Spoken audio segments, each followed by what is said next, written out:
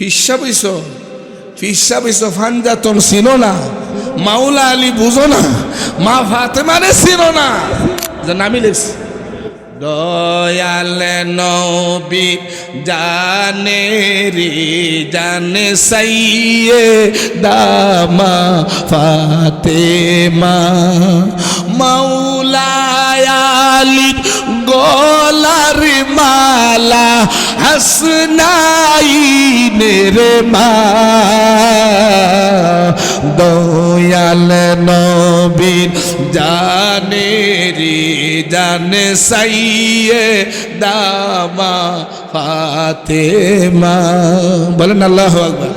পুরাপুরি কইলে অনেক সময় লাগবে। কি লিখছি মা ফাতেমার শানে? মা গো, অসুবিধা হয়? আমি যেটি বলতেছি এখন শান্ডি লাইটটা নিবায়া আতর টাতর লাগায়া নামাজের মসলাত বইসা, না পারলে রেকর্ড বাজাইবেন, পারলে শিক্ষা নিজে গাইবেন। একদিন, 2 দিন, 30, 40, 50 যে কোনো দিন বেলায়তের নজর আপনি পাবেন। অন্য ওলি আল্লাহ না, আপনার ভিতরে বেলায়ত জাহির হবে। আপনার চোখ দিয়ে যে কোনো মুহূর্তে তাদের জিয়ারত নসিব হয়ে যাবে। সুবহানাল্লাহ। ভূমিকার মধ্যে এইটার মধ্যে 200-র উপরে কাসিদা আছে পাক পাঞ্জাতনের শানে। আমার এখানে প্রতি শুক্রবারে ঢাকা এয়ারপোর্টে প্রতি শুক্রবারে মোরাকাবা হয়। মোরাকাবা যেটা দয়াল নবীজি হেরা গুহায় করতেন, আউলিয়া কেরামরা করতেন, পাঞ্জাতন পাকের মোরাকাবা।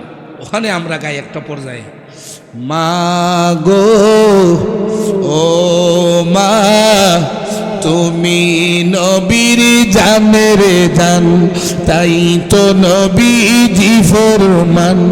মা ফাতেমা খুশি হলে, মা ফাতেমা খুশি হলে আল্লাহ খুশি হয়ে যান। আমি তোমার ওদমে গোলাম চরণ করো দান মাগো, আমি তোমার ওদমে গোলাম চরণ করো দান। মদিনা শরীফে গিয়া আগে গেছি আমার মা ফাতেমার দরবারে গিয়া বলছি মা আমি আসি তোমার দরবারে, আমি তোমার আব্বার কাছে এখনো যাই নাই, আমি আমার নবীর কাছে যাই না, আগে আসছি আপনার কদমের কাছে। কেন মাগো আপনার কাছে আসছি, আপনি একটু সুপারিশ কইরা দেন, আপনার আব্বার একটু কয়া দেন আমি ফাতেমার একটা গোলাম আইছে, আমার হুসাইনের একটা গোলাম আইছে বাংলাদেশ থেকে, আমার হাসানের একটা গোলাম আইছে, পাঞ্জাতনের একটা গোলাম আইছে, আব্বা জান আপনার দরবারে আপনার গোলাম রে দয়া করে একটু দেখা দেন।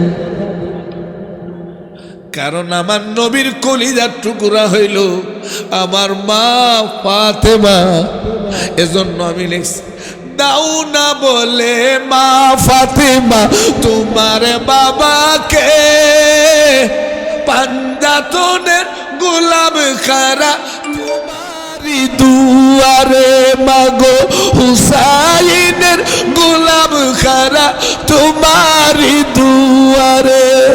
নবীকে দেখাইয়া দাও, পাঞ্জাতনের দিদার দাও, দেখাইয়া দাও, পাঞ্জাতনের দিদার দাও।